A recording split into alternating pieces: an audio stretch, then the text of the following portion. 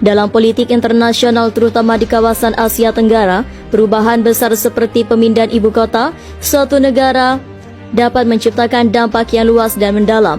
Kabar mengenai pemindahan ibu kota Indonesia ke Kalimantan Timur yang akan menjadi Nusantara telah menciptakan polemik baru dengan potensi dampak yang lebih dari sekadar perubahan geografis.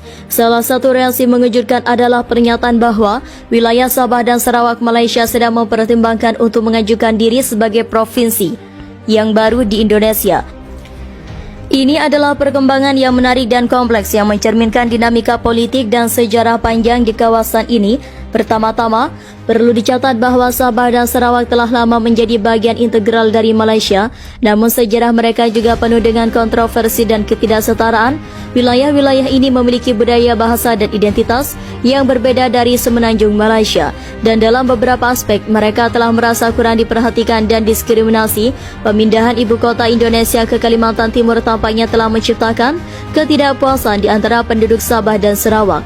Mereka mungkin melihat perubahan besar ini sebagai peluang untuk memperjuangkan hak-hak mereka yang lebih besar atas atau merasa lebih berhubungan dengan Kalimantan Timur daripada dengan semenanjung Malaysia. Ini menciptakan pertanyaan yang kompleks tentang identitas dan kemerdekaan wilayah-wilayah ini. Presiden Joko Widodo atau Jokowi dalam menjalankan kebijakannya telah menanggapi perkembangan ini dengan bijaksana. Dia mengakui bahwa ketimpangan kesetaraan yang terjadi di Malaysia, terutama terkait dengan Sabah dan Sarawak, adalah masalah yang serius.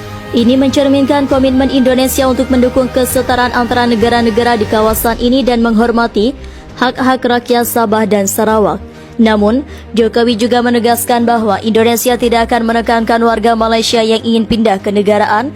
Ini adalah langkah yang penting untuk menjaga hubungan baik antara Indonesia dan Malaysia dan mencegah konflik yang lebih besar. Sebagai negara-negara tetangga, kerjasama antara Indonesia dan Malaysia memiliki dampak besar pada stabilitas dan kemakmuran kawasan ini. Polemik ini juga mencerminkan kompleksitas politik dan identitas di kawasan Asia Tenggara. Sejarah panjang kolonialisme, perjuangan kemerdekaan, dan pembentukan negara-negara modern telah menciptakan keragaman budaya dan politik yang unik di setiap negara.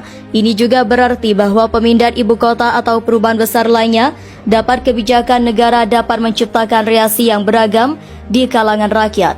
Dalam menanggapi situasi ini, penting untuk menjaga dialog yang terbuka antara negara-negara tetangga dan mencari solusi yang menguntungkan semua pihak.